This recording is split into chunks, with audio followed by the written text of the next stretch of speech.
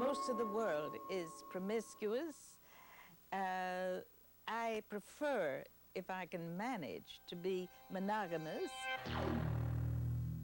My figures I generally like because they have kind of a little naughty remark.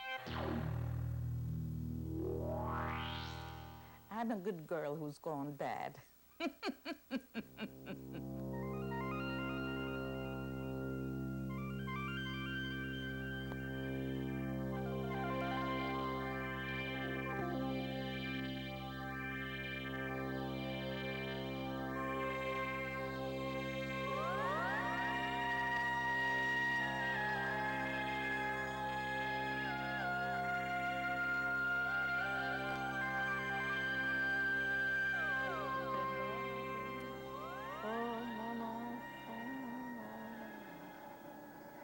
T'es-tu fait mal?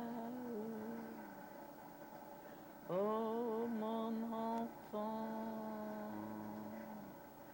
3 anges sont venus ce soir m'apporter de bien belles choses.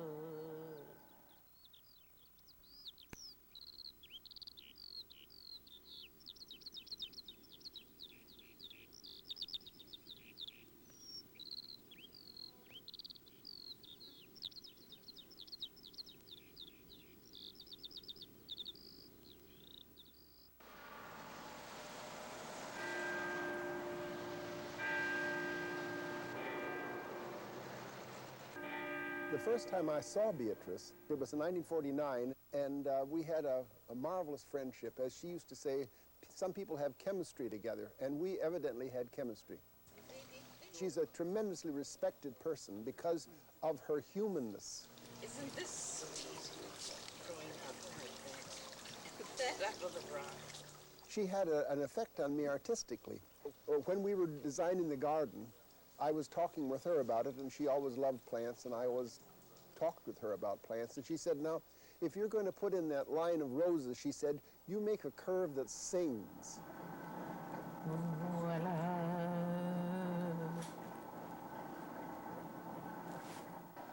I always have a shape in mind when I throw on the wheel. Now, some potters let the clay kind of guide them. But I always try to get the clay to do what I want. I experiment continually. I'm not a chemist. And in a way, I feel all the time I don't really know anything. But I try things and I keep records. It's like a 30-year marriage, you know. If it's the same every day, you can't take it.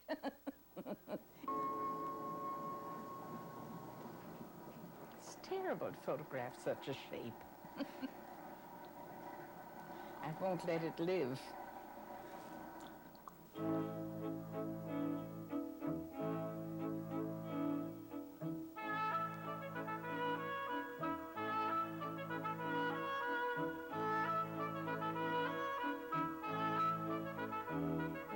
I didn't necessarily think of liberating myself as a young woman.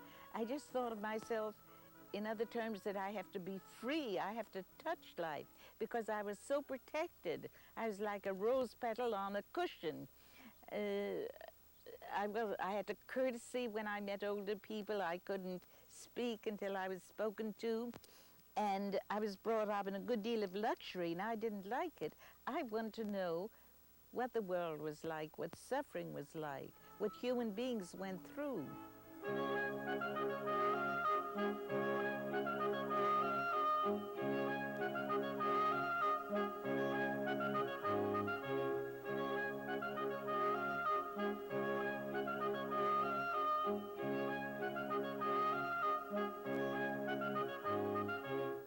I said to my mother I was going to leave home and earn my living. And she said, you're not of age, but if you really want to be an actress, which I disapprove of, I will take you to Paris. You will study under the Comédie Française, which has some dignity, and then you will come back and make a debut and decide what kind of life you lead.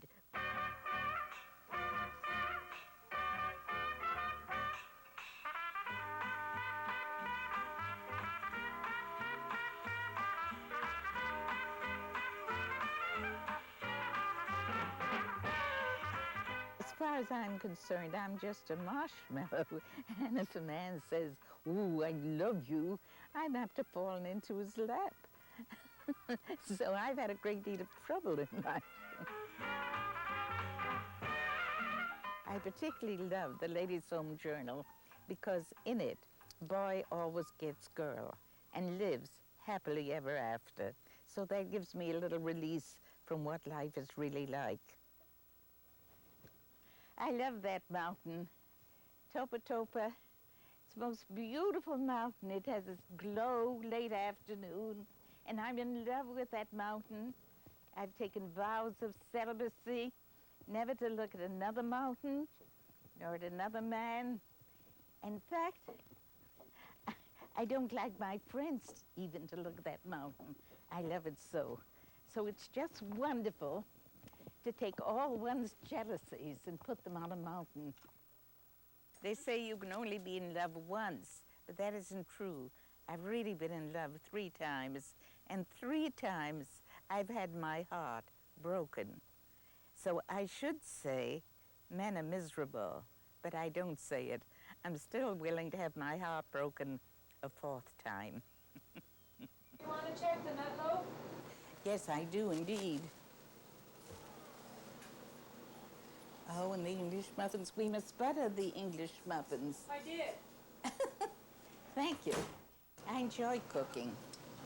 Actually, cooking is just as creative as making pottery.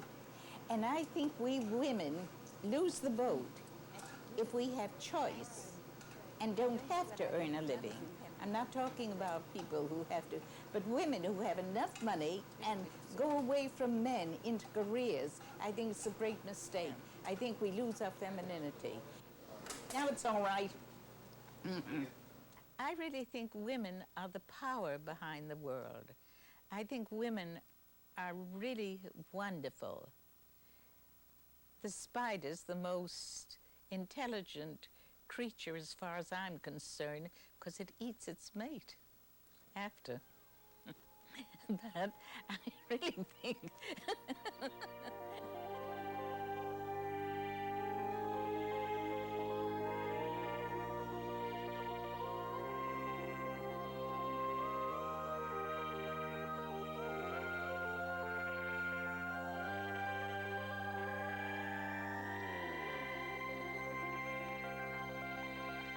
Beatrice, remember when there was nothing here? certainly. I mean, that wasn't so long ago. I'm so interested in the whole idea of what's going on here, what Dr. Joan Halifax is doing up at the Ojai Foundation, which is on this land. Come on, Beatrice, what are we going to do? Age before beauty or beauty before age? So many times, you know, in the work that I'm doing at the foundation, I just feel completely overwhelmed by real circumstance. And I'll just go to Beatrice, and it's almost like medicine. Let me tell you about this one. Isn't that bad? The dog going through Well, the fence. it's a dolphin in front and a coyote behind. Because the dolphin is a manifestation of compassion and intelligence, and the coyote of cunning. The idea of the Happy Valley has great meaning for me. Dr. Annie Besant, who was a great Britisher, and she did a lot for the working girls and lectured all over England and helped with the liberation of India. It was her inspiration to have this land chosen for liberal education for the future. And I think right education is at the basis of civilization. Because if people are rightly educated, they're not just going to go bang, bang with weapons. They'll have more sense than to know that violence never ceases by violence. She's a living archetype.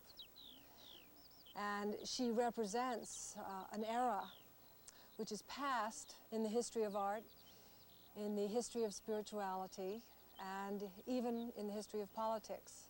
And she carries this history within her at the age where she's on the threshold of 90, in a way of vitality, of freshness, of exquisiteness, of openness. To be in her presence, it's a gift.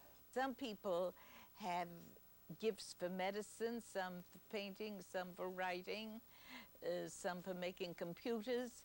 But all these things are gift as a tangent, but love is a real inner experience. And if there is love in a human being, it transforms a relationship and transforms the world. Everybody is interesting, and that one must go deeply in one's relationship with people and meet people without walls. And that's been the great lesson for me in this life. And of course, I think, in fact, I really read this, if there was love on the mattress, women would not become shrews. And therefore, women, it would stop war.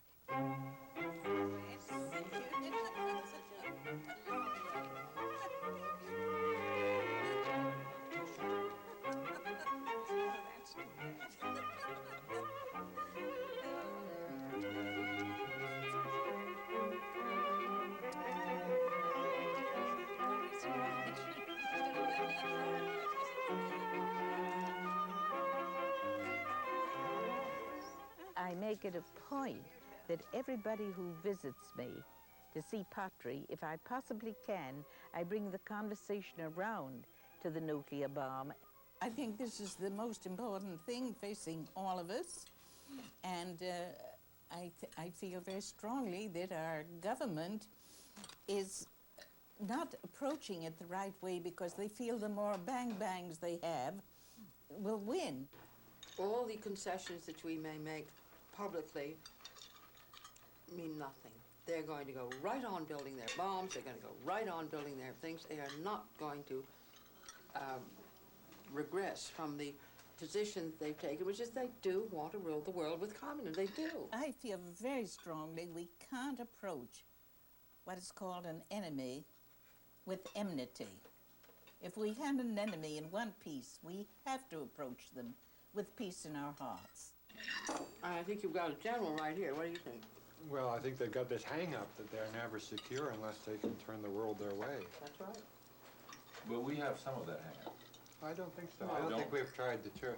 No, I mean about balancing our, if they're gonna do some, we must do some more so that we have this equal.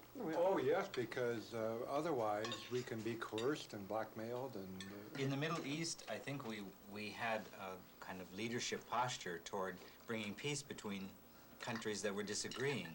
But with the Soviets, we've never had a leadership position like that. We've always shown them only our aggressive side, never our peacemaking side. I don't mean we must disarm the way the world is. I don't mean that. But the basic thing, the beginning of everything, is thought. And I feel that thought comes before guns. If we don't do it, very easily this whole world can be destroyed. We're very lucky to have such a beautiful day. So warm in the garden this time of the winter. Now this belongs there. I see. I call this tweak, tweak, meaning life goes on, and it does. And this is something we all have to learn. Yet in spite of death, we have to go on and give ourselves to life. I'm very interested in the sort of ritualistic, mysterious aspect in your work. You see, ritualistic. I don't know exactly what that means. Well, this feels like it's part of a ceremony or part of a formal tradition. It's very unconscious with me. I just get an idea and do it.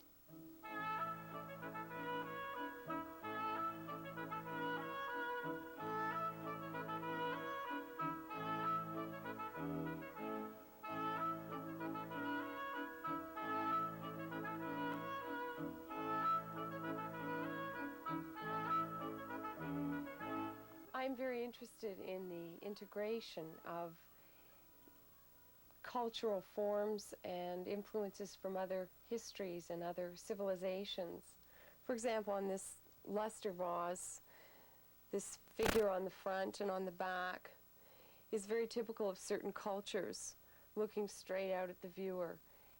The shape of this form is very classical. The luster is reminiscent of Egyptian firings, and yet she has integrated this with her own particular vision.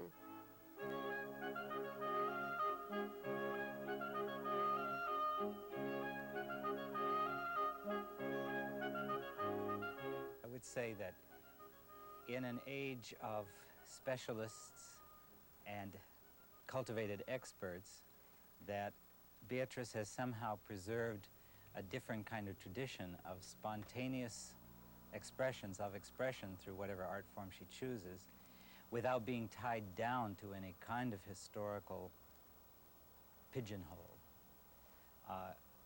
It might be going out on a limb to say that this was almost a Zen approach to ceramics and to artistic expression, but that's what it reminds me most of.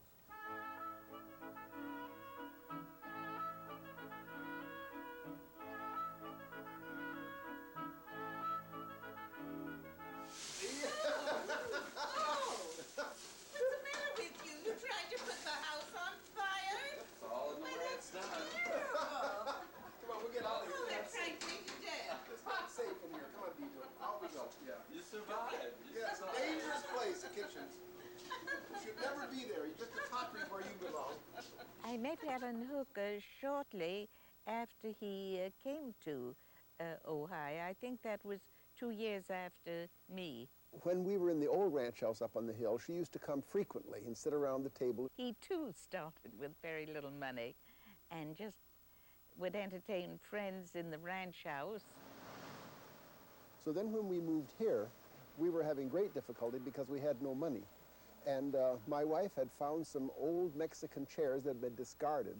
And Beatrice said, those are terrible. You can't use those in the dining room. She said, bring them up and I'll paint them. You see, Ojai was very small then. Everybody knew everybody else. And he had many friends, of which I was one. And I remember I painted innumerable chairs and did little things like that to help the ranch house get started. She made ashtrays, beautiful luster glazed ashtrays.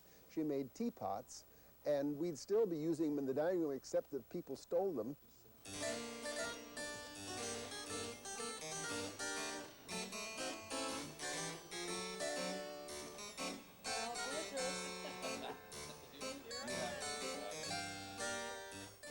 He was a good host, and his friends said, but we can't come now unless you allow us to pay. So we'd often meet Sundays, and we'd pay some minor money, you know, and we'd have a delicious dinner and very nice social intercourse between us.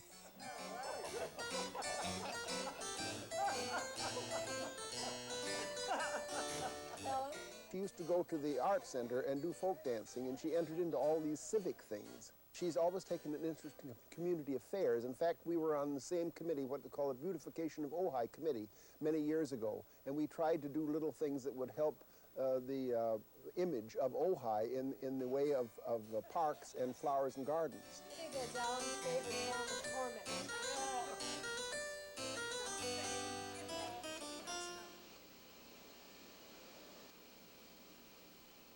Marcel Duchamp, you know, the great painter, he asked me why I was on the stage then, and he said, why don't you draw? And I said, well, I don't have time in my mother's house. And he said, come to my studio. We clicked the moment we met.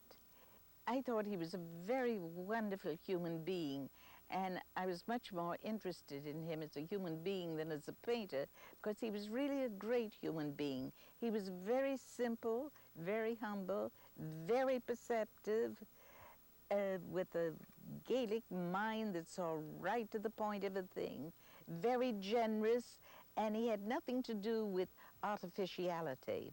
He had a great impact on my thinking. The water tanks have all over the country chosen the most beautiful of all spots.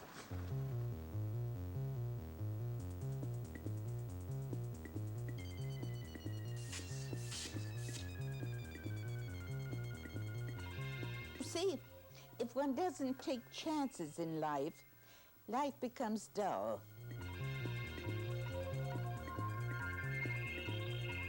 I'd hoped to be a happily married woman, either legal or illegally, with a man who'd be very faithful and take all decisions for me. And because I have a horoscope that says I can't have happiness in the house of marriage, my life hasn't turned out that way at all.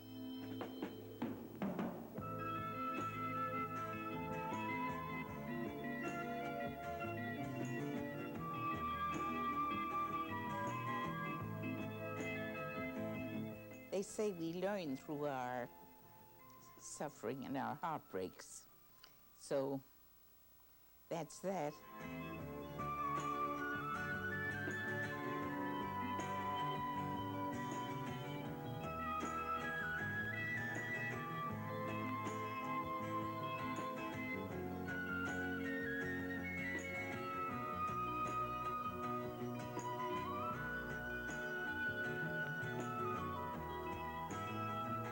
I could almost be on a desert island if I could create. I think one loses a great deal of the perfume of living if one just has an easy affair here and there.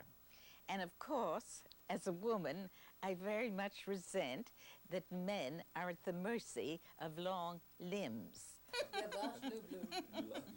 Of course, if I were President of the United States, I've said this many times, I'd collect thousands of beautiful American girls and send them over to Russia. It must change a person to live in beauty like this, with all this sense of space. It's like a benediction. I can't separate the work from her. Do you understand? It's not calculated. It comes very directly from her life experiences and the kind of person she is. By nature, I'm almost a hermit.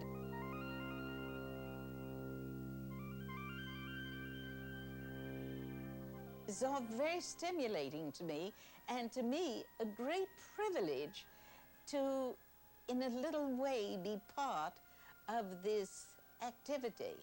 And in addition to that, I have freedom to work, to do anything I wish, to take as much time as I wish. Occasionally I get depressed, the way we all do, and then I remind myself how lucky I am.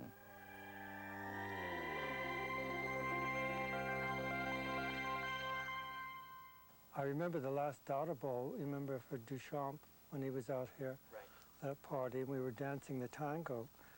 And I think I asked her something about her age, and she said it was none of my business. You're doing the thing I forbid, which is all these close-ups of my aged face. And don't think that age has anything to do with one's emotional capacity.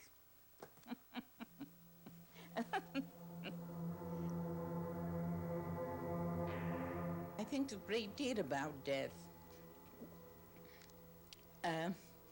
I've read of different kind of points of view that often there's just moments of darkness. After you've been dead some time, you go to kind of, you can't be reached. But then people who are ill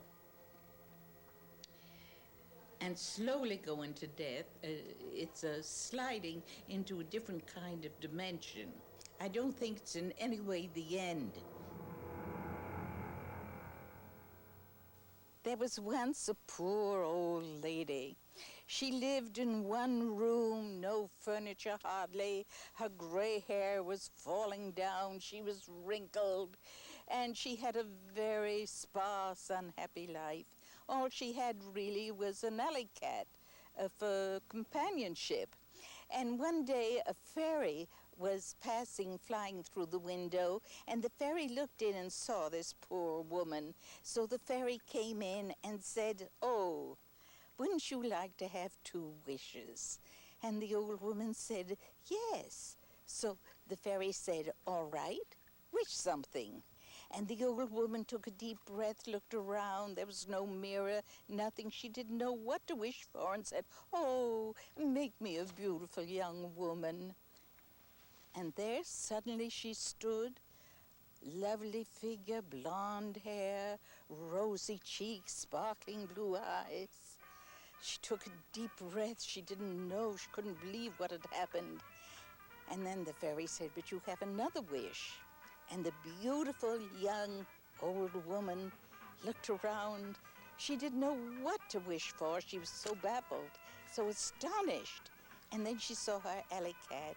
She said, "Oh, make my alley cat into a young man." And suddenly, in front of her, stood the most beautiful, black-haired, handsome, full of wonderful muscles young man. And he looked at her and he smiled, and she smiled back. And the fairy went off, and the young man looked at her and said, "Aren't you sorry you've had me altered?" I very rarely leave my place for any social thing, but one day I went to luncheon to meet the guest of honor, who I was told was a very distinguished Indian woman. And after luncheon, somebody brought her to my house, to my exhibition room. She walked in and she said, "This is very beautiful pottery. We must have it in India. Would you consider coming to India?" And I said, "Yes, certainly." One of my escorts in Bangalore said, "Have you ever met of our really poor?" And I said, "No." He said, "Would you like to?" And I said, "Yes, I would." So he took me to a house that had a dirt floor. And these women came out. Two of them were beautiful, in rags. And they had some stale bananas in the house, which graciously they shared with me. I didn't want to eat them. Before I left, I gave them each a sari. They had never in their life owned a fresh piece of material. Now, these were beautiful women. On my second trip, when I returned, my escort said, "I'm taking you for a ride." And he took me back to their village as a surprise. They'd put a festival on for me. And an old crone of 120 in a red shawl came out, put her arms around me. And it was just wonderful, and all the village was there. And then, of course, speeches were made and songs sung. And one of the people said, "You've transformed the village." These women had become objects of authority, a clean, new sari, and a foreign person who had befriended them. And of course, I said, "It's not I who've transformed this village at all. It's the courage of the individual who's had the will, the intelligence to make their life and change their life. And you can all do that." I know when you're at zero, if you want to give a person a present, give them something for their spirit.